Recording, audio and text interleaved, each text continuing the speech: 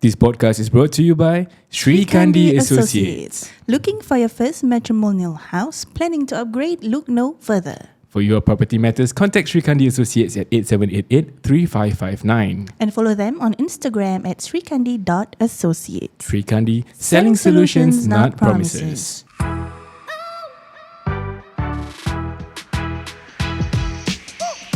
Hey, welcome back to another episode of OUTSIDEIN. Your go-to source for honest conversations about relationships and marriage. So if you are ready, let's go. Okay, so kan, kalau korang nampak dalam video, kita punya setup hari ni berbeza sikit. Yes. Dark, a bit malap punya situation dia. Malap. Pasal hari ni kita nak membawa sesuatu cerita. Okay. Yes, so today punya topic is about domestic abuse. So before we start, we just want to put out a disclaimer out there lah. If you have been through or you are in a similar situation and you feel that listening to this episode might trigger you, maybe you want to skip on this one, get yourself a warm cup of milk, get into bed and sleep tight, and we'll see you in the next episode. Yeah, okay? Tapi kalau, if you have the strength to go through this episode with us to learn from our guest from today, Yes. please do stay on, and then maybe you can also at the end of the episode share whatever that you want to share with us also. InsyaAllah we will be able to address it as well. Yes. So, wow, this is our first time doing this kind of episode. Macam kind of anonymous, but not really. It's about the guest. Kita tanya lah, do you want to blur your face or anything? But she said, Okay. I'm okay. Yeah. Tapi we feel like macam, okay lah, we just macam have that for mysterious protection vibe. lah. Yeah, correct. Yeah. So without further ado, let's introduce our guest for today. Ni nama samaran, okay? Let's welcome Maya. Hi Maya. Lama lupa nak unmute. sorry. It's okay. Suara pun kita dah diubah suaikan pasal we try our best to protect her as well, because from what I understand, domestic abuse is something that leaves a very long trail of hardship and pain, and we don't want whatever parties that know her to be able to trace back lah as much as we can. So we try our best. Maybe Maya, you can without going into details, like let us know who you are. My name is Maya. I'm a mother of 4. And this year I'm 27. Right. So Maya reached out to us via Instagram. Yes. She said that she shared with us that she was a victim of domestic abuse with her ex-husband, and she feels that this platform is the best platform for her to share something so that all of our listeners can learn a thing or two about this, because truth be told, domestic abuse is something that kita semua jarang dengar dari social media sekarang kan. Yes. Yeah. Walaupun kalau dengar pun it's either through drama ataupun advertisements and all that. So now kita ada seorang yang pernah melalui something like that, and she's here to share her story with us. Yeah. Yes. So, okay, Maya. So, can you let us know how did it first start? Okay. Bismillah. First and foremost, thank you so much for allowing me to use this platform to share my story and have this message sent across to those who need it. InsyaAllah. InsyaAllah. Okay, so how it started was back in 2018 when I first met my ex-husband. So then I was about 20, 21, right? Around there.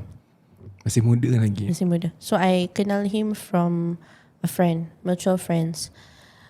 So I was informed that he was someone that just released from prison. Okay. Okay, so he needed someone to talk to, and I didn't mind at that point of time. I wasn't seeing anyone. I was single, so I said, why not? Okay, so I started talking to him, and then 6 months in, we got married. 6 bulan berkenal 6 bulan, dia. betul. Okay. It was very rushed, but I think I was very naive. Okay. Very naive.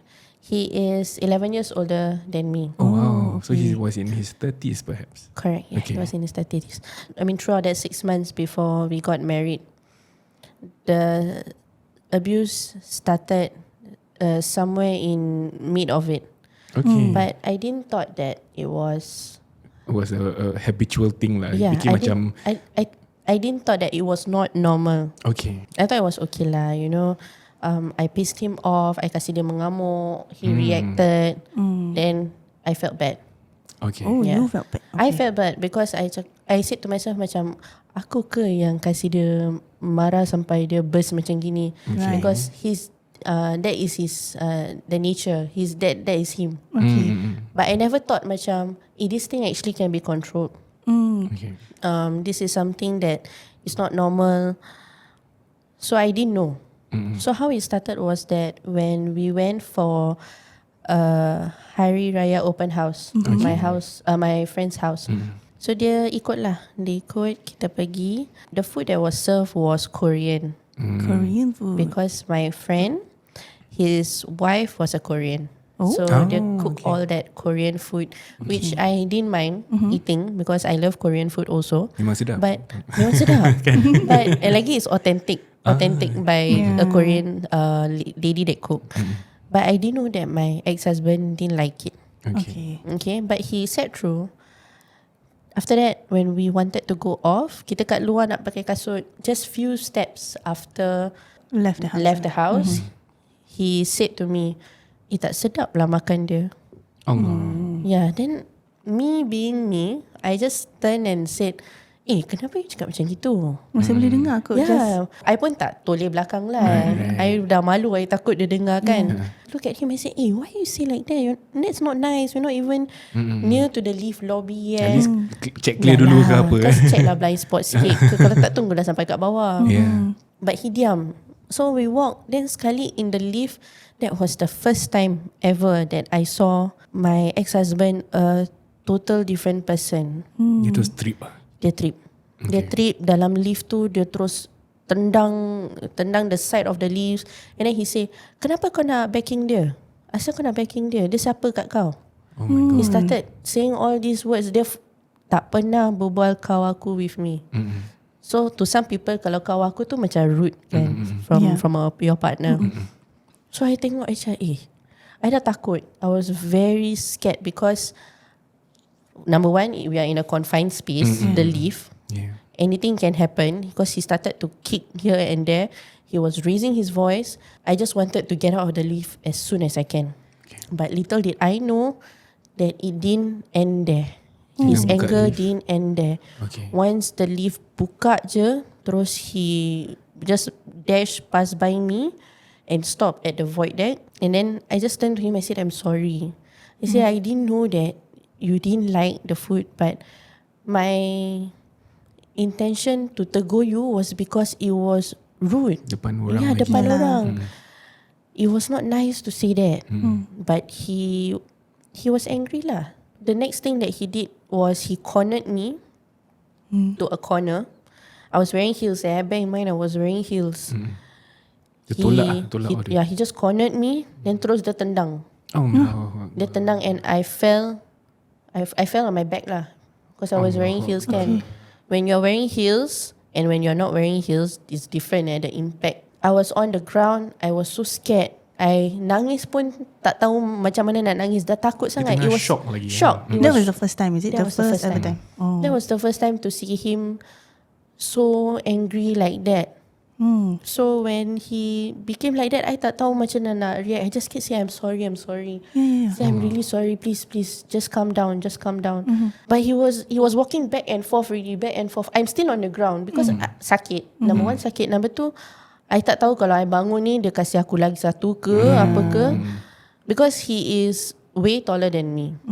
I'm about 1'6", he's 1'8". Oh, okay. Much bigger. So there's no way that I can defend myself. Kalau I defend pun berapa sangat lah boleh defend kan. Yeah. But the thing is, the thing that he got angry about pada kita lah is just a very small thing. Dia marah bukan pasal makanan Korean tu.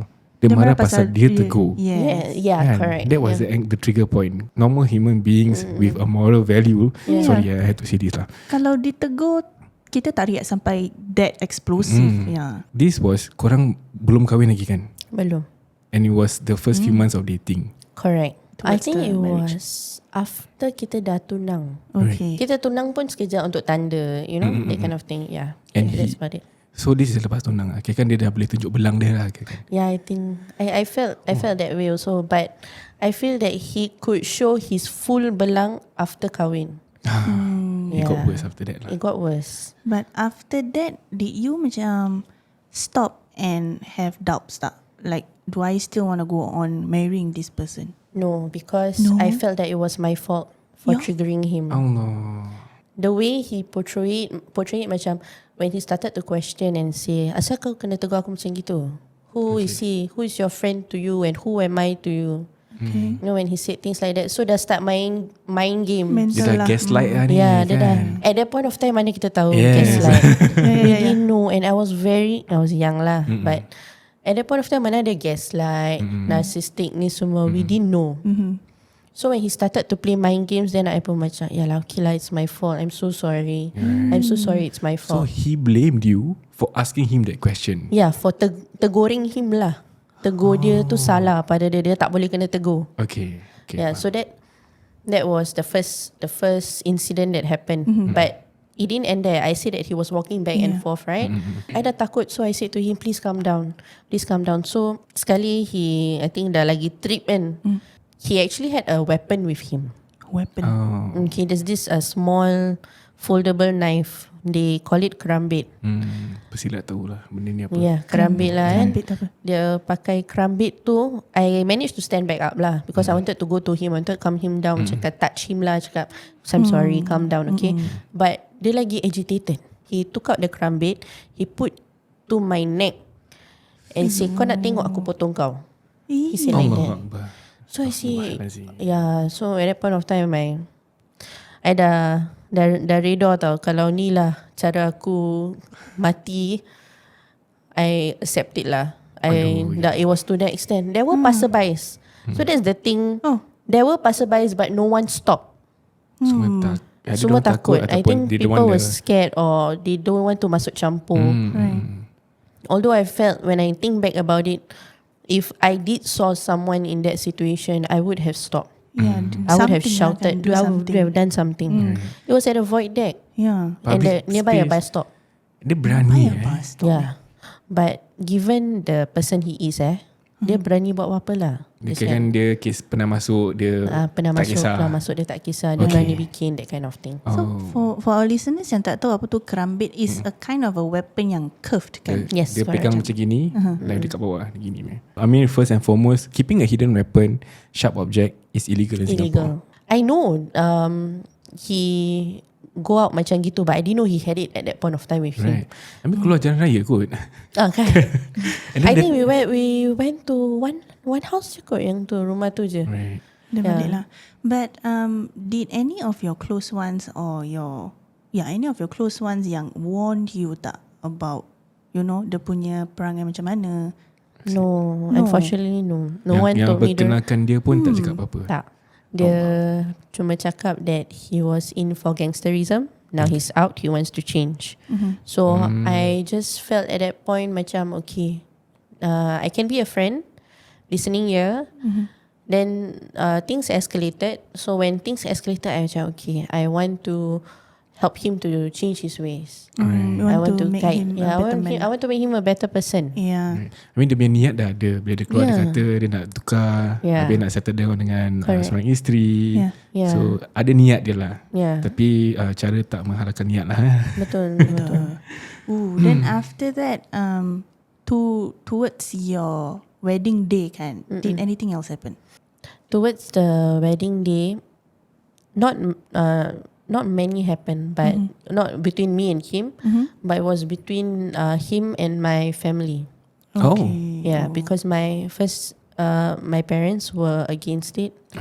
My whole family was against it. They thought that I'm making the wrong decision. In fact, on the day bila I nak tunang tu, bila I tengah siap-siap dekat dalam bilik, my mom actually spoke to one of my girlfriends. And my girlfriends came inside the room and told me and say, your mom is not feeling right about this, you know. And I say, but it's too late. Families are coming already. Kita dah have all this prepared. Why only now? Why she say now? So I must say macam rebellious lah. You know, I tak nak dengar kata my parents. My parents cakap, janganlah, you know, tunggu. kalau nak tunang, okay, tunang ikat setahun, Kenal 2 dia tahun, dulu kenal dulu macam mana. Because when my ex-husband came and cakap yang dia nak kahwin with me, he gave promising words. Sweet words. Promising sweet words to my dad. So he said that he will ensure that there is a roof over my head, that he will look after me, that he will not anyaya, niat dia ikhlas. So as a father, I'm sure he still macam 50-50 about it. But because I wanted it, so he said okay, tak apa, go ahead. But diorang tak restu. Tak restu. I can see now that we are here, and I look back and I could still vividly remember how unhappy my family faces were. My dad was not happy, my mom was not happy, but I didn't care. Yeah, but I didn't know what I was settling for. So okay, considering that your parents dah, okay, you were in your rebellious stage pasal masih muda kan? Betul. Tapi umur you 21, 20. 21 gitu. Yeah, so very young still. Dia punya, and then this man, walaupun dia dah pernah, okay, back then bila dia tunang tu dia belum lagi abuse lah, kan? Yeah, belum. Okay, so you knew, you felt that this man was someone that is responsible, yang boleh lead you to a better life and things like that. Promises here and there. Correct. Tapi pada masanya yang dia dah swipe kaki you, dia dah keluarkan kerambit and things like that, you ada rasa macam aku tak nak kahwin dengan dia? Ada tak rasa macam gitu? No. Tak ada juga? Tak ada. You still felt that? Yeah, I still felt like it was my fault. Okay. My fault for bringing that part out of him. He did say that I'm just a normal human being. I want to put this past behind me. I don't want this anymore. I don't want to be like this. But he kept saying that I triggered him of what I said, how I reacted. Tu yang buat dia bingit. So from then I start to think like, okay, like it's my fault. I'm so sorry that I did this to you. And then correct me if I'm wrong, but you at that point in time you macam rasa okay, he's trying to change but I'm not helping him change. Yes, correct. Yeah. Yeah. The fact that this swipe kaki dia tu, dia tendang kaki dia, and then I cannot even Yeah, I understand. Yeah, okay. Maybe you share a bit more. Okay, how long was the perkahwinan antara you dengan your husband? Maybe you share a bit more of your story. Okay. We got married in September 2018. Okay. We got separated in February 2021.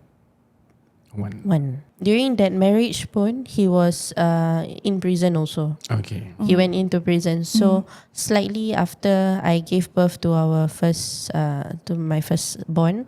Oh gosh. Yeah. You were pregnant already. Yeah, I was pregnant. And during that pregnancy also kena abuse. Unacceptable, guys. Yeah.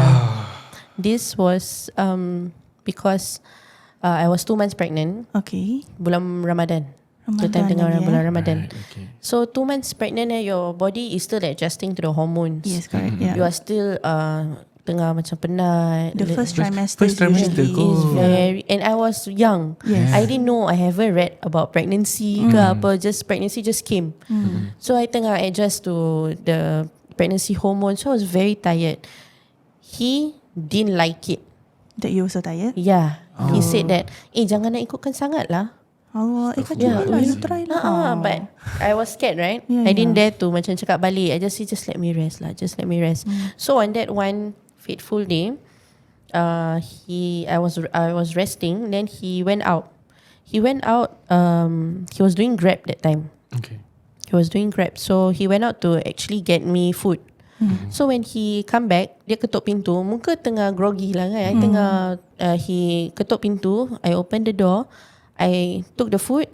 Then I close back lah. Sekali dia ketuk pintu lagi. I put down the food. I open the door. Terus dia kasih. Terus kasih. I fell. So dia cakap, aku bawa balik, kasih kau makan, kau kasih aku muka macam gini. Sedih lah. Just so sad. See, I'm pregnant, with your child. I'm pregnant and kau just sebat aku. So I just couldn't face him. So he went out. And at that point of time, I wanted to kill myself really. I dah tak boleh tahan because I was pregnant and I thought me getting pregnant, us getting this anugerah, would make you guys closer, would change things. Would change him. But apparently not. So when I was on the ground, he said to me, "You don't deserve to carry my child." He said that. So that's when the mental abuse start to come in. That's when the emotional abuse start to come in. He started to say things macam, kau tak layak lah jadi mak. Kau tak layak kandung anak aku. What do you think was the trigger behind him saying all these things about you? Yet again, I felt that it was my fault. Pasal I bangun muka groggy. Kan tak macam cakap, tak layan, macam tak cakap, sorry. Thank you for the food ke apa. But then at the same time muka dia pun tengah tak happy. So I pun takut lah nak cakap apa-apa kan. Selling solutions, not promises. Hi, my name is Ira. I'm with Sri Kandi Associates and I'm hoping to be your next realtor. Here's a tip that I think you should know. Your home is a reflection of you. So when you hand over your unit to the next owner, it's best to pass it on in a clean and presentable manner, allowing for a smooth transition. Follow us on srikandi.associates on IG and TikTok for more tips and sharings. Yeah, so that was one of the episode during the pregnancy that he actually lay hands on me. I didn't thought that it was not normal. You thought it was normal to you lah. it was like ada macam ini keluarga lah. Ni dia lah lagi dah kahwin. Okay. Kan nak cakap to my parents, nak cakap to his parents or his family, my family pun takut pasal aib. Okay. Yeah, I didn't want people to hate him. So I didn't want people to hate him. At the same time, I didn't want my family to say pada muka kau. Dah cakap kan, tak nak dengar kan, you know. Yeah, that was what I wanted to ask you because considering bila time the tunang part kan, your parents already dah disagree and things like that. Did in your opinion, time you dah kahwin dengan dia, no matter what you were going through, you macam I need to prove my parents wrong that he's a different person than what they think. I had that feeling in me macam, I cannot prove them right. Right. I cannot prove anyone right. Okay. You know that this is a mistake. Saya dah ada anak tau sekarang, dah pregnant, dah lain. Dah orang cakap terlambat dah. Because having a child, if you want to back off from a marriage, it's harder. Macam orang cakap nak kahwin susah, nak cerai lagi susah. So I thought macam okay lah, it's my fault again. Yet again my fault. So I said sorry and all that. Okay, then fast forward, dia kena masuk prison for an old case. Okay. So it was about close to a year. 2 months after my firstborn arrived, he had to go. Okay, at the point of time, I redha lah. I say, tak apalah. If this is what Allah want to test us, then we accept it. I accept it wholeheartedly. At that point of time, I felt like he also accepted wholeheartedly. But little did I know, there was agenda behind him being in prison. So I had to raise my son all alone. Yes, alone. All alone, and being a first time mom, it's hectic. Yeah. I felt like I did have depression, but I didn't sought for help. Okay. I turned to my family instead. So I was staying with my in-laws lah. Then I couldn't take it because number one, even despite all the things that he did to me, all the abuse and him leaving me like that, I still miss him. I still need my husband at that point of time. Okay. Because this is our son. Right. Yes. You know, usually the first few months you have your partner with you. Yes, that's normally what happens lah. I want to ask you something before we go further into Sure. that. Throughout this whole pregnancy period, apart from the tumbuk and things like that, it happened quite a few times of him abusing you physically. That was one time. Okay. During the whole pregnancy. Okay. That was one time. But he throughout, because you mentioned you kata you miss him and things like that kan. Yeah. So in a way dia ada tunjuk dia punya loving yes. side towards you. Correct. Okay. Even despite all that, nanti he will say, I'm sorry, tapi you kan yang trigger I. Nanti dia cakap, I'm sorry, but you know I'm just a normal person. You know how I am. Yes, I think you trigger me. You cannot trigger me like that. Nanti dia cakap macam itulah. So dia sayang-sayang balik. Dia sayang-sayang balik lah. Okay. So when he said all that, nanti I start to feel guilty. Macam, alamak, it's me. It was because of me. So still haven't hit me yet at that point of time. So fast forward, dia masuk prison. Within that a year, close to a year, I handled everything alone. I raised my son, of course, with the help of my family. I couldn't stay at my in-laws because it was giving me too much memories of him. Okay. So I had to go out. I told my parents to get me, then I stayed with my parents lah throughout. So throughout that, we actually have a rental place already. Me and You my your ex-husband. Okay. But I tak frequent there lah pasal tak nak sorang lagi dengan my baby kan. So towards bila dia dah nak keluar, baru I start to put things there. I move everything on my own. Not a single cent from him. So everything was me. So throughout that, bila dia masuk tu kan, before dia masuk tu dia cakap dengan I, you tolong tepikan duit for me when I keluar. Duit you yang you kerja. Yeah, tolong tepikan set aside 3K. Total. Yeah, for his needs. So I macam I was fearful of him. But again, I didn't felt like it was not normal. I thought it was normal to be afraid of your husband. Macam takut sangat nak cakap apa, takut nanti dia mengamuk ke apa ke. The series of abuse Emotional, not much tau physical dia. Not as much as the emotional and the mental. Tu yang buat I so takut to cakap apa. So when he said 3K, I said okay lah. So throughout that 8 months, close to 1 year, bila dia dekat dalam tu, I had to side hustle. On top of working full time, I had to side hustle to find that 3K. I had to overtime. I spend my time less with my baby. So my mom had to look after, because I had this 3K to put aside, because God knows what will happen if I don't prepare that 3K, right? I didn't know what will happen, but I still visit him. I never miss a visit. I will always bring my baby with me. So when dia dah keluar tu, I dah ada okay, cun 3K cash I put aside for him. 3K cash I put aside for him. This one I berani cakap because my mum yang pegang that 3K. That 3K cash, I told my mum to hold, cakap nanti dia keluar nak kasih dia lah. But my mum pun tak nak question. In a way macam dia macam okay lah, I dalam prison I tak dapat gaji bla bla bla. So this is 3K for me to start back my life lah. Konon lah gitu. I want to upgrade myself and all that lah. Konon lah, kononnya. That's what he said.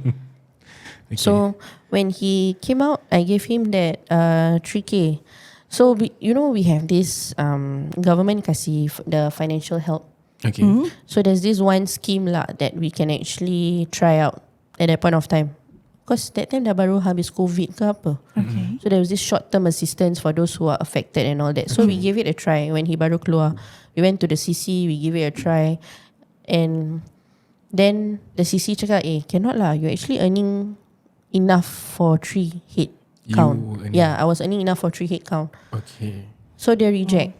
Dia reject, and I say okay, tak apalah. Sekali dia tanya, my ex-husband was waiting lah with my baby, and I was at the reception tu kan. Sekali my ex-husband cakap, asal kena reject sih? Then I say because I'm earning more than enough lah for the household income and all that. Sekali dia cakap, there's a limit. Sekali dia cakap, tengok bank account you. And when he baru keluar tu, dia belum tengok my bank account. He just tahu I got 3K for him. So tengok bank account you.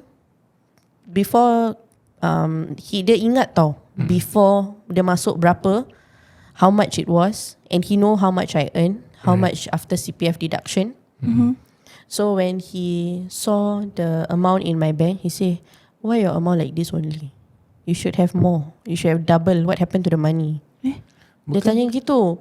So I macam, I had to pay I have to put aside for all the baby's necessities lah. Yeah, I have a baby now. Yeah, and it's fikir apa, besarkan budak senang ke apa? Murah ke? Ya Allah, it's not easy. It's not easy being a first time mom lagi. It's not easy. And baby every hour, almost every 2 hours nak susu. So you always have to buy a carton. How much is that? And pampers lagi. So I macam shock lah. I say I had to spend all this. Dia boleh jawab balik, I counted inside. Bila aku kat dalam, aku dah kira berapa gaji kau, berapa after tolak CPF semua. You should have double what you have now inside your bank. Okay. Honestly, when I had what I had inside, the bank at that point of time was about 5 to 6K. Okay. So he said, you should have more. Where is it? Kat mana? Jadi gaduh. No. Pasal ni you punya duit kot. Yeah. At that point of time, That's why it's very important for couples who want to kahwin. Please go for your counselling. The apa dah program Marriage is it? Prep is it? Marriage preparation course. I didn't go. Cost lah. Yeah. Oh, I you didn't go. didn't. So I Okay. didn't know. I didn't know that dia sebagai suami dia yang Dia patut hak dia keluarkan apa. nafkah ni semua, all this. I didn't know. So that's why it's so important. In a way, you entered marriage life blinded. Blind. Blind, ah. Blind. Okay. Sukanya pasal nak kahwinnya pasal nak I want to have a husband, that kind of thing. Okay. But I didn't know what I was diving into. Yes. So when he questioned me all that pun, I tak macam asal ni question aku? No, I didn't know. I didn't know at that point of time. So I just said, I'm sorry. Yeah, Aduh. yet again. I said, I'm Wow. sorry. So balik rumah, continue, he questioned. Dia cakap, so where's all your money? I pun tak boleh cakap apa-apa. I say, Kenapa he is so macam hadap on the In fact, money? ni duit, ini duit dia kot. Yeah. Like, why is he so worried where the money is? I never once, okay, as a husband, hak isteri. Yeah. In terms of the money yang dia create, dia dapatkan. Sebagai seorang suami, kita kena memberi nafkah daripada segi wang, rumah, baju, makanan, bla bla bla, macam-macam benda. So for me, if I were to ask her where is her money, only probably is kalau dia satu hari dia macam I nak duit untuk ni. Bukan ke, I mean kalau dia minta, suami kena kasih lah kan. Alah, but I won't ask lah. dia dah death stare. Yeah. Tak ada. Yeah, but I mean for a husband to question Yeah. where the wife's money is, Yeah, itu a bit funny. Yeah. I Yeah. mean kalau dia nak tahu maybe if let's say you ada history of shopping excessively ke apa ke, then Atau of faham course lah. okay, you want to help her control the money, Yeah, then yeah. okay, that makes sense. Tapi ni dia dah question you when you are raising a baby. Yes. Itu that is a lot of questions in my head. Apa dalam Yeah. kepala tak ada. But Yeah, did what- you find out? No, I didn't. Okay. Because yet again, I felt like, salah aku lah. Aku tak betul-betul safe ke, apa ke. Because on top of having to put aside baby's necessities, I still pay for his bills. Yeah. His phone exactly. bill, my phone bill. Habis rental rumah, jalan what? Yes. So I have to pay for rental rumah also. Lagi dia kerja Grab kan. Yeah, he was working Grab. So the one who is stable in the marriage was me. Okay. Yeah, so back then he was asking me all this. I was being controlled. I am a social butterfly. So I love to mix around. I love to go out with friends, girlfriends and all that. Yeah. Pun kena control. Right. I was just him and my son at that point of time. So this was the breaking point. The breaking point. Okay. The breaking point. Okay. 2 weeks after he was released. How it led up to it was because we were in the bus. Okay. We were in the bus with stroller. We wanted to alight. So when we wanted to alight tu, he was in front. So I push my son ke depan dulu. Lepas tu I actually reach out for my EZ-Link card. Little did I know that he actually pull. Terus bila dia terus pull, dia tak, he didn't look behind. He thought I was holding. So he terus pull sekali, terjatuh lah. But baby was safely secured. That point of time my baby dah solid lah. So and the stroller was good. So no major damages on baby ke apa-apa. Terjatuh je Nah, dia lah, terjatuh ke stroller belakang. But there were also people around to actually assisted. So dia mengamuk. Okay. Dia mengamuk throughout the whole, from kita light sampai kita sampai rumah. Dia mengamuk. Dia cakap, kau apa bodoh Wah, then I kept quiet. Again you started Yeah. feeling guilty And lah. then I said, Ya Allah, aku lagi, me again. Why do I have to be so stupid? I started to question myself.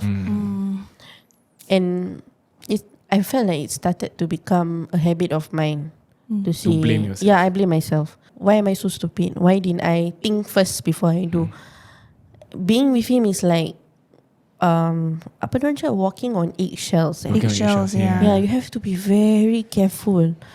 And I start to feel like it's not normal already dah. Macam I feel so tak boleh lah hidup macam ini. You want to feel, okay, in a marriage you're supposed to feel comfortable, supposed to Yes. feel love, Yeah, supposed to as be yourself kan. Yes. As we know, marriage tu sakinah mawadah warahmah, right? Yeah. Peace and tranquility is in it. Is what consists a marriage.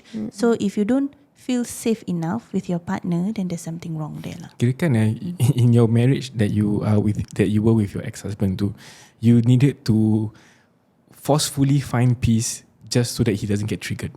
Yeah. I have to always be kena just jaga-jaga lah. Nak cakap apa nak jaga. Tapi kadang bila I tak jaga, tercakap, kasih dia marah, then it goes back. Goes back. Yeah, my fault. I'm sorry. It's my fault. So back to the breaking point too. Yeah.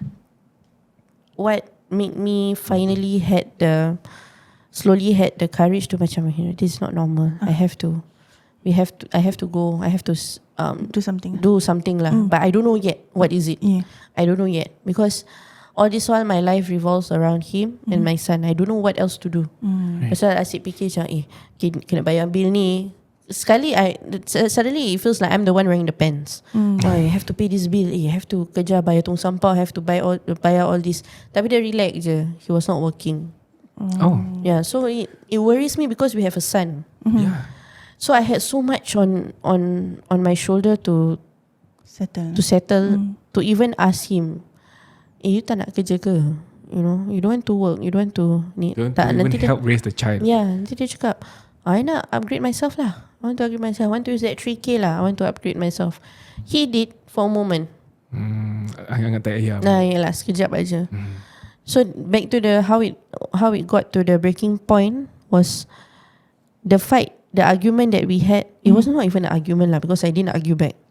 He just started, spewing all these words. Kau bodoh kau tak untuk Izlin kau tak boleh nak ambil sebelum kau turun. Kau tak tengok kau buta that kind of words. Dia mencaci maki. Yeah, yes. Okay. So he started to say all that. Then I feel so hurt because you just got out. You know, you just got out, but you're still the same you. You're still the same panas baran. You know, but I didn't dare to say anything because I didn't want to trigger him kan. So later that day, malam sikit, I still felt hurt lah of what he said and all. Of course it affects you. Yeah. I stood by you. Yeah. You know, through your down, through your ups, I was there. Then easy je for you to say that. Of course you'll be hurt. So I think it shows on my face. It shows on my face that I was still upset. So dia tengah baring on the floor. I was on the sofa. Dia tengah baring on the floor with he tengah baring on the floor. I wanted to change my son's diaper ke apa. I said to him, you tepi sikit. And he said, you tepi sikit. I nak tukar pampers. That was it. The first blow to my head. Oh. The first blow to my head. My son at that point of time boleh diri dah. Belum boleh jalan. Boleh diri. So can you imagine, up to this date, I still can remember so vividly the fear in my son's eyes. He was macam kapai-kapai want to come up to me tau. The first blow to my head, belakang tembok. My gosh. So it hit. That was the first blow to my head and I lost it. I couldn't react.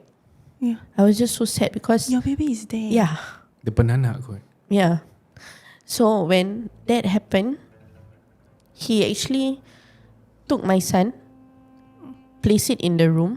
There's a baby cot. Okay. He came out, continued hitting me. Oh my gosh. While my son was wailing inside. It's still so fresh in my head.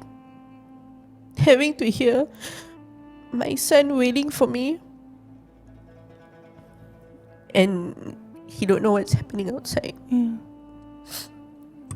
So it was really, at that point of time, I don't know whatever happened behind closed doors. I don't know even if I have to die that night. Because the first blow to my head and then there was a second one. Then he pulled me from one end to another. He said things like, kau keluar daripada rumah ni sekarang.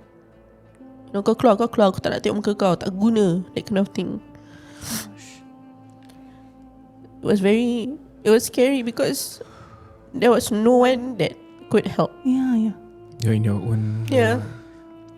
And having to, in the midst of all that, I said to him, you stop jap lah, ambil anak, kesian dia nangis. You still had to think of your son. Yeah, because I couldn't, despite the pain that I was feeling, kesian anak menangis. You know, sudah tersedu-sedu dah. Inilah seorang mak. Yeah. Kan? You tak boleh, no matter what kind of pain you are, Your child comes your priority first. is your son, Yeah. your child. So But I really cannot imagine the situation with your son inside crying and you are getting beaten outside. Subhanallah.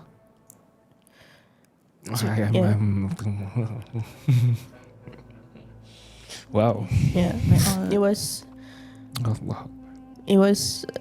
very tough. I didn't know how to break him out of that. I didn't know how to make him stop. I was just on my knees. I just said, I'm sorry. Just please ambil anak, kesian dia, nangis. Just take him. So eventually he did lah. He took my son. So that's when it stopped. Why it was a breaking point for me? Because number one, it happened in front of my son. I was holding him. Walaupun dia dekat kaki tu kan. I was holding him. What if terkena dia? There were so many questions in my head. What if terkena dia? You had no regard for the safety of your own child. What if terkena dia? Kesian.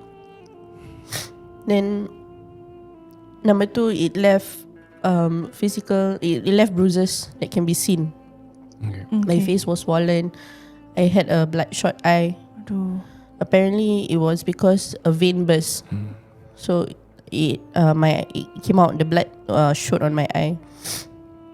That was when I felt like, oh, this is it. I cannot go on like this. Because God knows what will happen after that. Right. So even though you had that point where you were said this is it, but to get out of your situation, that wasn't easy, right? No, it was not easy. It took me good 5 months. 5 months. From that incident. Yes, from that incident to really had the courage to just drop everything and go. Because right now, if it was just me, I think it's senang, done deal, easy. You pack barang, cabut balik rumah kan. Tak kisah, malam-malam boleh pelan-pelan buka pintu ke apa, macam-macam boleh bikin. I was staying at the second floor, lagi senang. Turun jam je. But now you have a son. Yeah, but I have a son. The repercussion of thinking to divorce is a long list. How am I going to live a divorced life? How am I going to raise him? How am I going to explain to him? But that 5 months that I went through, banyak kali I didn't really sort out to people, but I banyak solat. It was really a point where I felt like he was calling for me. Come and I will give you the answer, you know.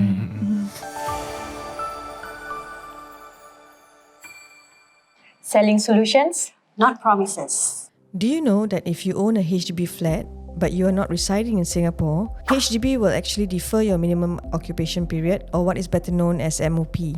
One of the requirements of MOP is that the flat owner must physically occupy the unit. If you want to know more, contact Sri Kandi at 8788-3559 and srikandi.associates on IG and TikTok. So after that incident, that incident, he didn't let me out of the house. Because it was it can be seen, dah boleh nampak. Bruises lah. Bruises, muka dah bengkak. Kalau keluar mesti orang tanya, kenapa? Yeah. Did anybody ask you? Tak keluar rumah? Actually, the next day, my parents came. Oh. My whole family came. But Why? Did they know? No, they don't know. They just wanted to Saja nak see tengok anak lah. nak tengok my son lah. Oh, this one Allah gerakkan hati Yeah, dia. they just wanted to come. So this is the part that the only person that I told was my sister. We were inside the room. He was outside lah. He was outside because bila kita kat luar tu kan, my dad dah nampak my mata. My dad tanya, asal dengan mata kau? So I said, oh tak lah, contact lens. Garuk-garuk-garuk. Terlupa ada contact lens. But this is my dad, and behind him was my ex-husband. I could see his face dah takut. Muka dia dah berubah, dah macam takut if I say anything, because there were a lot. All my family members were there. Kalau you sebut If I said something, kicap lah. yeah. Okay. Wow, But- I wish you had said something. Yeah, I also wish, but given the person he is, orang tua pun dia boleh bikin. So I rather not. I say tak lah ni. So I was inside the room with my sister. You know that I was so scared. I was so scared to say to her, I type. She was next to me. I type. I say, do you see my eyes? Then dia cakap, dia look at me, dia angguk. Then my sister macam signal lah, cakap, why? Then I said, take a picture now. So she took. Using her phone. Alhamdulillah, that picture helped me through the court processing, the police report. So that evidence was enough to have a PPO. Oh, wow. Alhamdulillah. Yeah, but then again, this was one day after kan. Few days later, I pergi kerja. A colleague tegur and say, asal ngam muka kau? Asal ngam mata kau? Still belum hilang mata. Then I say, tak apa-apalah. Then she didn't tanya banyak. Call police. She said that. Go and call police. Dia tahulah. Dia tahulah. So I call my sister. I say, because my parents didn't know kan. Yet lah. Dia suspect tapi dia macam buat bodoh je. My dad tak bodoh lah kan, orang tua kan. Diorang tahu tapi diorang don't want tak to nak campur. you know, either tak nak masuk campur or don't want to think that his menantu is like that. Yeah. Because I speak highly of my ex-husband. I tak pernah buka aib dia. Kalau orang tanya mana dia, oh dia keluar kerja, padahal dia kat rumah dengan melipat, that kind of thing. So I cover for him a lot lah, for the good, for the sake of his good name. Because husband kan at that point of time, and he's the father to my child.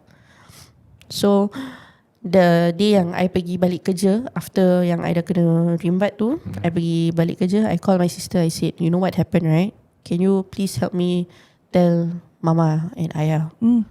Help me tell them. Okay. So diorang tak shock hearing from me lah. Because if my sister ada, my sister okay, relax So my sister did that because I said that I wanted to go to the police station. Okay. Pula hari tu was a Saturday. I remember Saturday because half day. I told my dad, at the point of time, my dad had a crater. So my sister said, okay, I already tell them. When my parents came, my mom was wailing.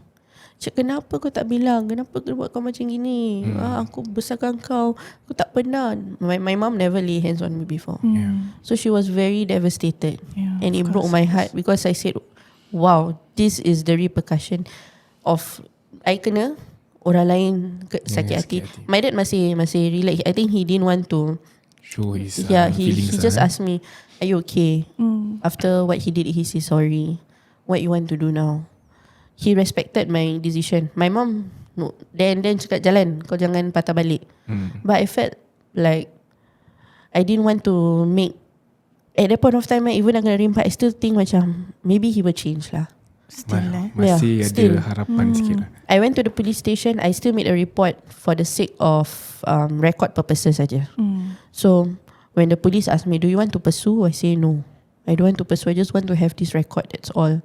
But the police officer was also very persistent. She said, can you please go for a check?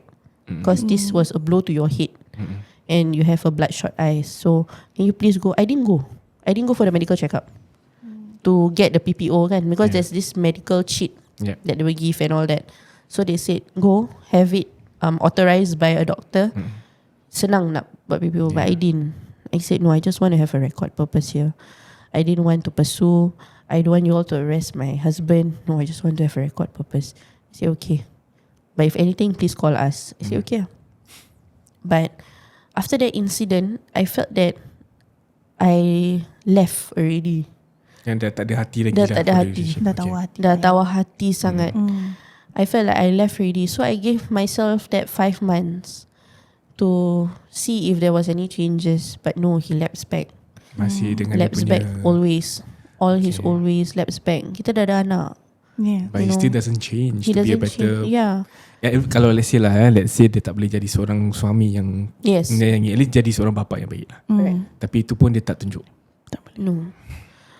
So what really, the last point to really make me leave was because I was I ingat lagi, it was Chinese New Year. Chinese New Year season. Kerja pun half day ke apa, something like that, right? So my parents actually took my son over to their place. So after work I went over to take my son lah.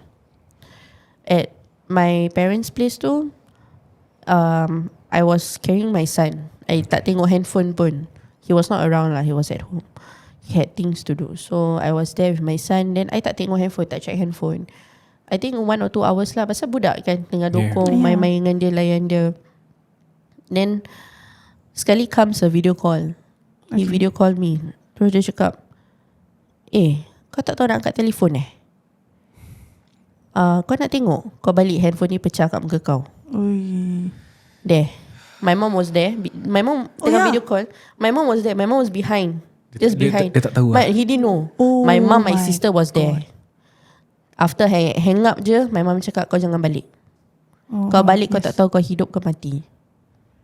That was it. I didn't go back.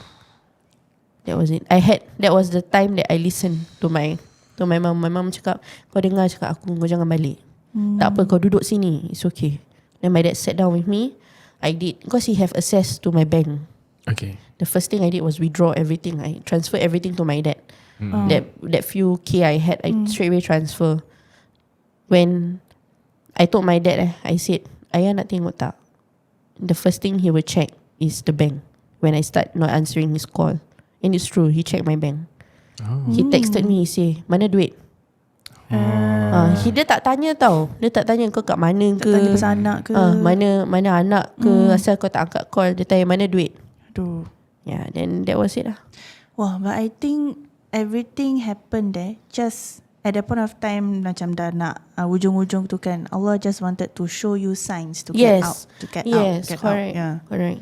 Imagine that video call depan the family kot. Yeah. Yeah, and he didn't know. Yeah, he didn't know. exactly. He said that. He said that. Yeah.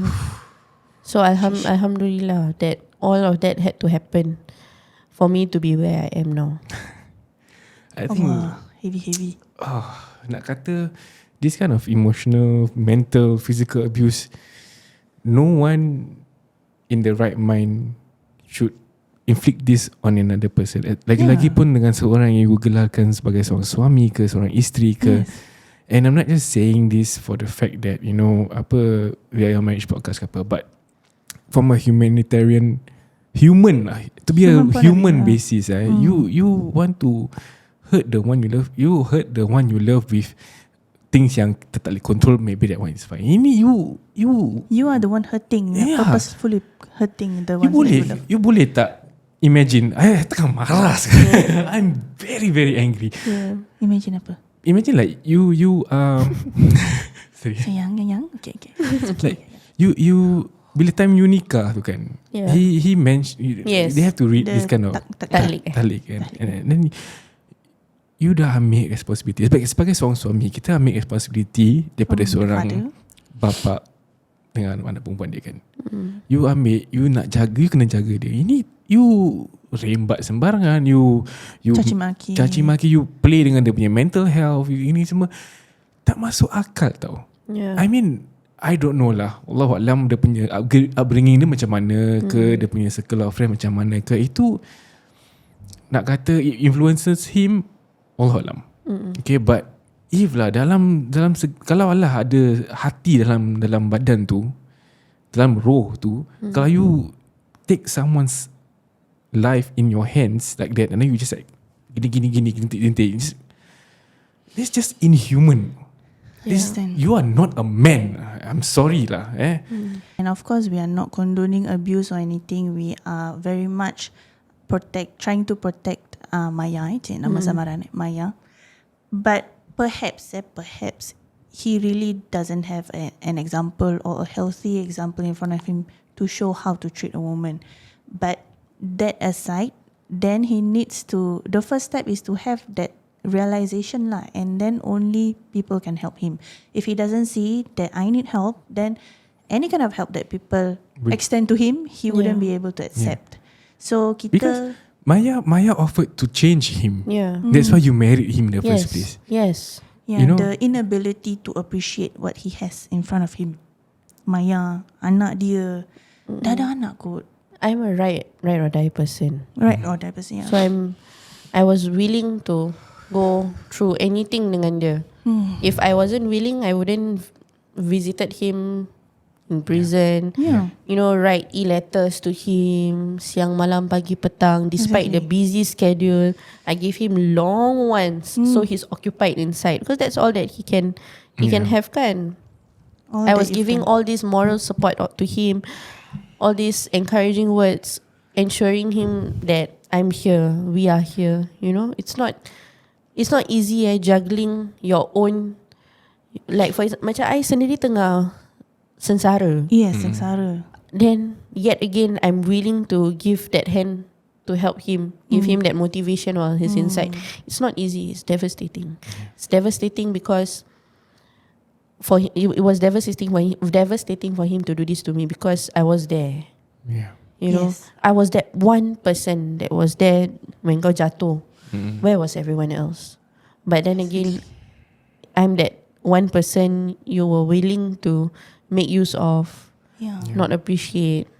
I was willing to give everything. I just wanted him to change.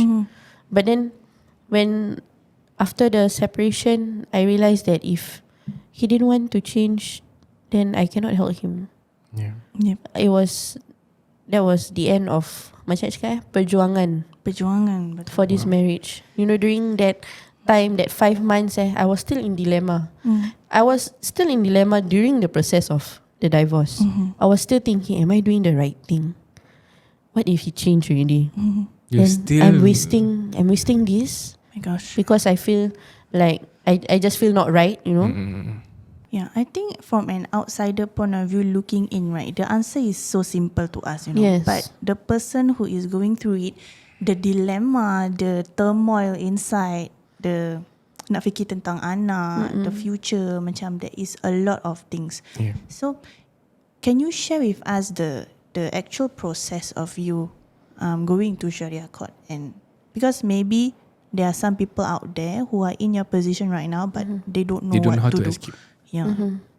My would you say? my first advice is to seek to your nearest, closest person, be it your family member, be it your friend.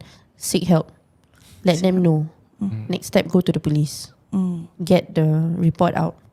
Have a report first. Then you go to Sharia. The Sharia was a very tough one. I had to engage a lawyer because I know that I wouldn't have the courage to step into court and have to face all that. First time, of course lah. First time kan. You don't know what to expect. What is it going to be? Even in court pun tengah mediate tu, pun I macam in my head macam should I still go on with this? Masih ada ragu-ragu Masih lah. terragu-ragu. My first thought was just my son lah. Yes. You know, What if will he this be like yeah, without because father? this decision that I'm making is what will shape his life. Okay. And so on and so forth. It's a long you know, long term decision based on me. How heavy it is. Perhaps I mean considering that yes, it would actually affect your son punya growth, but maybe insyaAllah, I mean this process definitely is, I would say it's a much needed process for your son in a way. Pasal let's say like let's say we put in a example of maybe you don't pursue the divorce for the next 10 years, for example. Your son will grow up to be 10 years old. And then in that 10 years of his life, all he sees is a man beating up a woman at home because he's not getting what he wants. To him, he would then grow up to feel that This is normal. And then he would say that, tak apalah, aku back aja. Kalau aku nak benda, aku back je. So, maybe lah, this push for you, walaupun you ragu-ragu because you takut, you It's risau, human, it's normal, kan? But perhaps it's a much needed move, a much needed decision for you to make to actually protect your son punya future growth, kan? Yeah, that was one of the factors why I proceeded with the divorce because I didn't want my son to grow up thinking it's normal. Yeah. I don't want my son to grow up thinking that this is healthy lah. My parents are like that. You know, I don't want him this violence, this shouting, this caci maki ni semua normal. I don't want him to think like that. I want him to grow up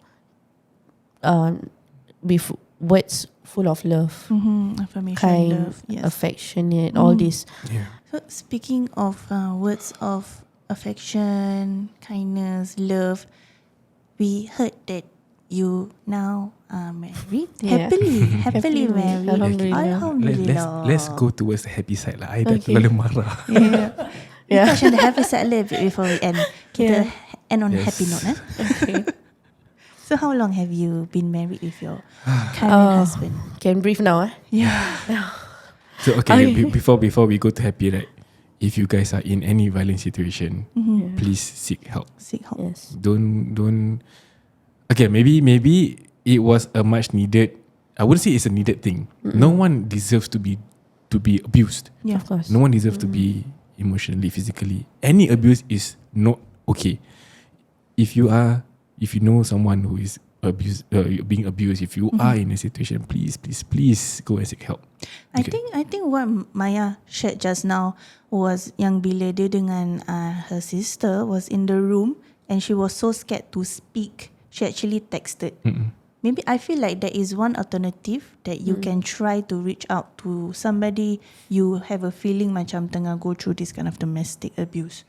So maybe tell them macam, okay, if you are too scared to say anything, you can just write it down or you can text to me. Correct. Does it? Yeah. Is it a little bit easier to macam write it down or text Yes. instead of speaking? The thing with my ex-husband is he checks my phone. Oh. So I didn't macam Physically text. send message tak. I Okay, just okay. type to Kalau her. you delete pun, why you delete message? Now WhatsApp can see, Sekarang right? sekarang If now you delete boleh delete, they will nampak. see you deleted Delete message. message, yeah. Dulu tak ada kan? Dia tak ada. Tak ada. Yeah. So it was risky. So I just told my fast game I just texted show my sister. And my sister, thank God, Alhamdulillah, my sister caught. She got it. I think she also suspected lah. But I didn't want to say. Yeah. So she fast game took a picture. So I like a certain angle semua sempat. Cepat punya. Thank you, Maya sister. Thank you, my thank sister. You save your sister.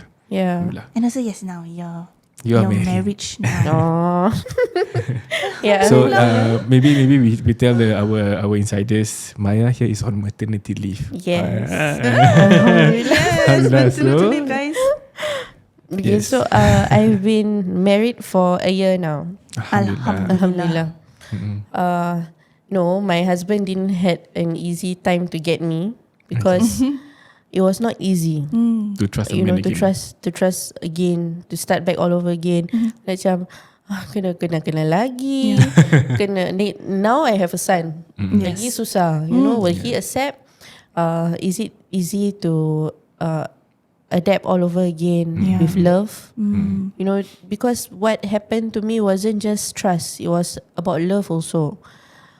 Was what my ex-husband said that he loved me truly is love? It's cute your image of your understanding of what love truly means. Cute Yeah. altered it, yeah. Totally dah songsang lah. Yes, I didn't know how it felt to be treated like a woman. So when my husband now does back then lah bila dia nak try tackle kan, ajak keluar date ke apa ke, being treated like that, it felt new. It felt new to me because I didn't felt that at all. Yeah. Lagipun you tunang berapa Terus bulan, rush, terus kahwin. Yeah, then terus dah into all these responsibilities. So with my current husband, he was the man. Yeah, then I felt how it was not having to keluarkan duit. My Just to survive. he had it all for me. Alhamdulillah. So now that you see what love is supposed to be like, you tengok balik diri you when you were in that domestic abuse punya relationship, right? If you had a chance to say anything to this person, what would you say? You make it true. Wow. You'll make it through. You make it true, and you did. Yeah, Alhamdulillah. But of course, now that you're in this relationship, this marriage, this new marriage, Alhamdulillah, you learned again what is love. Yes. Brilliant, yeah. You understand apakah itu tanggungjawab seorang suami, seorang isteri, to each other. And from what we shared that time through Zoom and all that, I feel that you are more willing to share now what you have gone through is because you already have a strong backing right now in your current life. Yes. That you say, okay, you know what, screw the past, I'm going to fight that past, I'm going to make sure that people who's going through this will not go through the same thing again. Yes. Yes. Correct. So in a way, there is always a light at the end of tunnel if you proceed towards the light. Correct. Bukan- It's the bukan- leap of faith. Leap of faith. Yeah. Yeah. Pergaduhan dalam sebuah rumah tangga tu adalah mesti ada punya pergaduhan dia. But how we address the relationship, how we address the problem. Okay, always remember dari segi pergaduhan tu is me and you against the problem. Yeah. If you start to see that he's fighting you for you, that means okay, cara korang bergaduh dah salah. Yeah. Okay, always remember that. Yes. Yeah, like Yan said, in every marriage mesti ada pasang surutnya, mesti ada pergaduhan, but you have to recognize the difference between fighting for the marriage or domestic abuse. It's a clear-cut line. If you feel, like I say, if you feel fearful, if you takut of your own husband, if they judge maki you, if they pukul you, that is not right already. Any words to all our friends out there who probably are suffering in silence? Yeah, I just hope that whoever that is hearing to this podcast, or you have anyone close to you, someone that you know that is suffering, or you see the signs in them, you know, they outcast themselves ke, apa ke, you know, there are these small signs. Please reach out to them. Or those that are suffering right now, please reach out. Reach out to your closest friend, family member. It's okay. It's okay. You don't have to be afraid. The good thing about our country is that they protect. You know, this a women's shelter, for example, is very strong. You don't have to be afraid. You can make a police report, make it anonymous, tak nak ke apa ke. It's okay. Do it as long as you break out from that cycle, because it's a vicious cycle that will never end unless you break it. The other party, the abuser, they won't break it. They will keep using you. So you have to be strong. It's scary sometimes, but you have to be strong. Take that leap of faith. That is what then brought me to where I am today. That leap of faith. Alhamdulillah. So thank you again, Maya. Nama samaran. Thank you, Maya, for coming down to our podcast and sharing your story. InsyaAllah, this episode will go out and reach the right people and benefit them, insyaAllah. First time I rasa marah gila kat podcast. Yeah. Abang kita marah, y'all. Yeah. Yeah, of course. This is a marriage podcast. If anything goes against our, values, kita marah lah. Marah. So please, guys, save yourself if you're in this situation. Yes. Reach out to us. We help you also. Even if they feel that it's comfortable to reach out to you guys, by all means. By all means. By all means. By all Please. means. Our DMs are open, insyaAllah. We welcome you for Panams. Yes. So insyaAllah, we hope this episode will be beneficial for everybody. Yes. And kita jumpa lagi next episode, insyaAllah. Okay?